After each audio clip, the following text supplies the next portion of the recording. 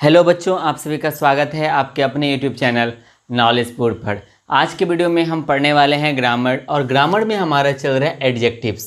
ठीक है, यह क्लास जो है यह क्लास 6 से लेकर 12 तक के बच्चों के लिए है, क्योंकि यह बेसिक क्लास आप इसे मान सकते हो। मतलब मैं ये यहाँ पर मान के चल रहा हूँ कि अगर इस क्लास को 6, 7, 8 और 9, 10 के भी बच्चे देखें उनका भी फ़ायदा हो, और 11, 12 के भी बच्चे देखें तो उनका भी फ़ायदा हो। एक्चुअली में हम लोगों ने शुरू किया था part of speech. Part of speech के जो 8 भेद हैं, उसके 8 भेदों में से हमने नाउन और प्रोनाउन को अच्छी तरीके से समझ लिया है। प्रोनाउन के 10 लेक्चर को मैंने बहुत ही सरल शब्दों में समझाने का प्रयास किया। हमने एडजेक्टिव्स के भी इनसे पहले 4 तक हमने पढ़ लिया था। आज की वीडियो में हम 5, 6, 7 यानी पॉजेसिव एडजेक्टिव, डिस्ट्रीब्यूटिव एडजेक्टिव और इंट्रोगेटिव एडजेक्टिव्स, आज हम इन तीनों को समझने का प्रयास करेंगे। हमारी बस आपसे एक ही रिक्वेस्ट है कि बस आप इस वीडियो को अंत तक देखिएगा। समझ में नहीं आएगा तो आप वीडियो को डिसलाइक कर दीजिएगा, लेकिन आप अंत तक जरूर देखिए। तो देखिए, पहला इसमें आज है, यानी हम जो शुरुआत करेंगे वो है हमारा पॉजेसिव एडजेक्टिव। तो पॉजेसिव जो ये वर्ड है ना, पॉजेसिव, इसका अर्थ होता है अधिकार। पॉजेसिव का अर्थ क्या होता है? अधिकार होता है, इस चीज़ को याद रखना। और पॉजेसिव का अर्थ संबंध भी होता है। ठीक है, तो पॉजेसिव एडजेक्टिव से अधिकार या संबंध का भाव व्यक्त होता है। पॉजेसिव एडजेक्टिव से किसका बोध होता है? अधिकार का या फिर संबंध का भाव व्यक्त होता है। इस चीज़ को ध्यान में रखना है। उनके बाद याद रखिएगा, my, our, your, his, her, its और देयर, इन सभी को कहा जाता है पॉजेसिव एडजेक्टिव। पॉजेसिव एडजेक्टिव किसे कहा जाता है? माई को, आवर को, योर को, हीज को, हर को, इट्स को और देयर को, इन सभी को कहा जाता है पॉजेसिव एडजेक्टिव। इस चीज़ को आप ध्यान में रखिएगा। अब इसी में आपको याद रखना है नोट में कि अगर पॉजेसिव प्रोनाउन के साथ, पॉजेसिव एडजेक्टिव के साथ नहीं, अगर पॉजेसिव प्रोनाउन के साथ में इनके तुरंत बाद में अगर नाउन आ जाता है, तब वो क्या बन जाएगा? पॉजेसिव एडजेक्टिव बन जाएगा। अगर पॉजेसिव प्रोनाउन के तुरंत बाद किसी नाउन का प्रयोग होता है, तब जाके वो क्या कहलाएगा? पॉजेसिव एडजेक्टिव कहलाएगा। इस लाइन को आप ध्यान में रखिएगा, क्योंकि जब एडजेक्टिव हमारा समाप्त हो जाएगा, प्रोनाउन भी ऑलरेडी समाप्त हो चुका है, तो फिर मैं आपको रिलेट करने के लिए बताऊंगा, तो वहाँ पर ये सब चीज़ें काम आएगी। तो एग्जाम्पल है, माई ब्रदर इज़ ब्रेव, मेरा भाई बहादुर है। इस सेंटेंस में देखिए, माई एक हमारा पॉजेसिव प्रोनाउन है, इनके साथ में नाउन का प्रयोग किया गया, तो अब माई ब्रदर क्या कहलाएगा? पॉजेसिव एडजेक्टिव कहलाएगा। ये क्या कहलाएगा? तो पॉजेसिव एडजेक्टिव। ठीक है, दूसरा है, दैट इज माई मोबाइल। यहाँ पर भी देखिए, माई के साथ में किसका प्रयोग किया गया? नाउन का प्रयोग किया गया। तो इसका मतलब यहाँ पर ये क्या है? तो पॉजेसिव एडजेक्टिव है। इस चीज़ को आपको ध्यान में रखना है। ठीक है, तो क्या आपको पॉजेसिव एडजेक्टिव समझ में आ गया? पॉजेसिव एडजेक्टिव्स क्या है तो आपको ध्यान में रखना है। पॉजेसिव एडजेक्टिव से बोध किसका होता है? संबंध दिखाने के लिए और अधिकार दिखाने के लिए इसका प्रयोग किया जाता है। जैसे, अच्छा यहीं पे मान लीजिए अगर रहता कि माई ब्रदर इज़ इल, मेरा भाई बीमार है, तो यहाँ पर हम भाई से क्या दिखा रहे हैं? संबंध दिखाने का प्रयास कर रहे हैं, तो वह भी हमारा पॉजेसिव एडजेक्टिव्स का ही सेंटेंस कहलाता।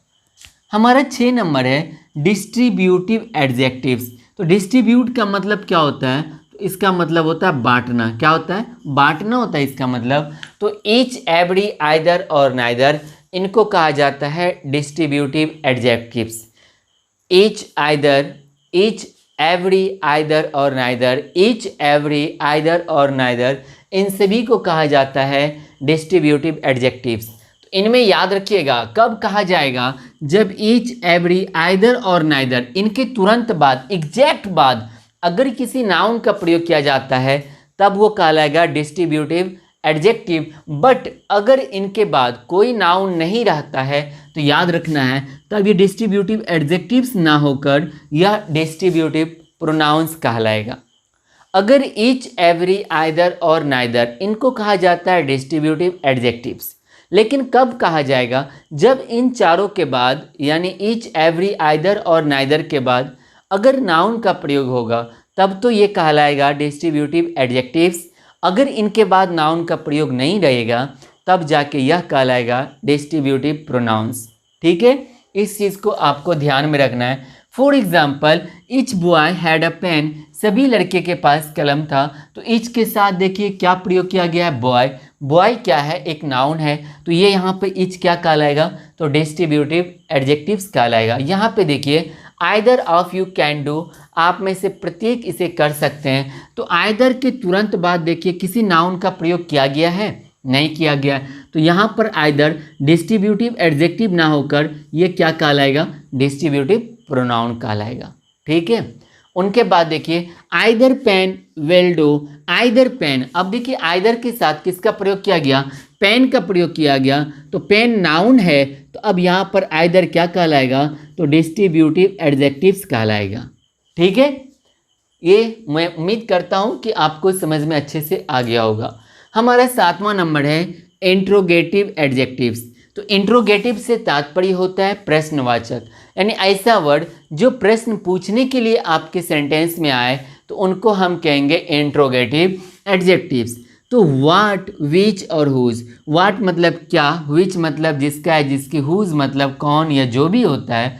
तो इन तीनों को कहा जाता है इंट्रोगेटिव एडजेक्टिव्स। व्हाट, विच और हुज को कहा जाता है इंट्रोगेटिव एडजेक्टिव्स। लेकिन ध्यान में रखना है कि अगर व्हाट, विच और हुज इनके तुरंत बाद अगर नाउन का प्रयोग किया जाएगा, व्हाट, विच और हुज के तुरंत बाद नाउन का प्रयोग किया जाएगा तब कहलाएगा ये इंट्रोगेटिव एडजेक्टिव्स। अगर तुरंत बाद नाउन नहीं रहता है, नाउन नहीं है, तो तब जाके ये कहलाएगा इंट्रोगेटिव प्रोनाउंस। इस चीज़ को याद रखिएगा। क्या सब व्हाट, विच और हुज इनके तुरंत बाद नाउन रहेगा तो इंट्रोगेटिव एडजेक्टिव्स, नाउन नहीं रहेगा तो interrogative pronounce. For example, which cycle is yours, इसमें से मतलब कौन सी साइकिल आपका है? तो देखिए विच के बाद किसका प्रयोग किया गया? साइकिल का। साइकिल क्या है? नाउन है, तो मतलब ये क्या कहला जाएगा? इंट्रोगेटिव एडजेक्टिव्स कहला जाएगा। दूसरा क्या है? हुज बॉक्स इज दिस, यह किसका बक्सा है? तो यहाँ पे भी देखिए हुज के तुरंत बाद बॉक्स का प्रयोग किया गया जो एक नाउन है, तो ये सेंटेंस किसका है? इंट्रोगेटिव एडजेक्टिव्स का है। ठीक है, उनके बाद देखिए विच इज योर्स, आपका कौन है? तो विच के बाद कोई नाउन नहीं आया है, तो इसका मतलब यह इंट्रोगेटिव एडजेक्टिव्स ना होकर यह इंट्रोगेटिव क्या कहलाएगा?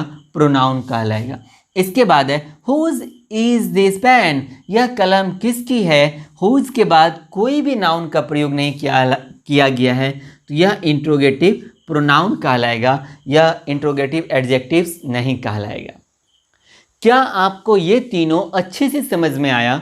अगर नहीं आया, कहीं पर भी आपको डाउट है, कन्फ्यूज़न है, तो आप अपने कन्फ्यूजन को कमेंट सेक्शन में ज़रूर लिखिएगा। मुझे बहुत ही ज़्यादा खुशी होगी अगर आप कमेंट करोगे, तो मुझे लगेगा कि मैं जो मेहनत कर रहा हूँ वह मेरा मेहनत व्यर्थ नहीं जा रहा है। आपको अगर समझ में नहीं आ रहा है, आप पूछोगे तो हम ज़रूर उस पर मतलब उसका जवाब कमेंट में देने का प्रयास करेंगे। अगर लगेगा कि उन पर कोई पार्टिकुलर वीडियो बनाना चाहिए तो मैं वीडियो भी बना दूंगा। तो आप इसको एक बार अगर कहीं पर भी कन्फ्यूजन है तो एक बार और देख लीजिएगा। हम इनके अगले वीडियो में जो हमारा बचा हुआ 3 है हम उनको भी कंप्लीट कर लेंगे, फिर हमारा एडजेक्टिव्स हो जाएगा समाप्त। और फिर मैं आपको एक क्लास में मिक्स हम आपको एग्जाम्पल के लिए कुछ उदाहरण मतलब लेके आएंगे जहां पर हम 10 एडजेक्टिव्स को एक साथ पढ़ेंगे। तो मैं उम्मीद करता हूं कि आपको इस वीडियो से आज कुछ ना कुछ सीखने को मिला होगा। अगर आपको कुछ भी सीखने को मिलेगा तो आप इस वीडियो के लिंक को अपने सभी भाई बहनों के साथ, आपके रिश्तेदार में जो भी हैं पढ़ने वाले, उनके साथ शेयर ज़रूर कीजिएगा। आप इस वीडियो के लिंक को व्हाट्सएप और फेसबुक पर भी शेयर कर सकते हैं। जब आप फेसबुक पे शेयर कीजिए तो इन्हें अपने दोस्तों के साथ टैग भी कर दिया कीजिए। अगर आप हमारे चैनल पर पहली बार विजिट किए हैं और आप फर्स्ट टाइम इस वीडियो को देख रहे हैं तो आपने देखा हमारे पढ़ाने का तरीका क्या है।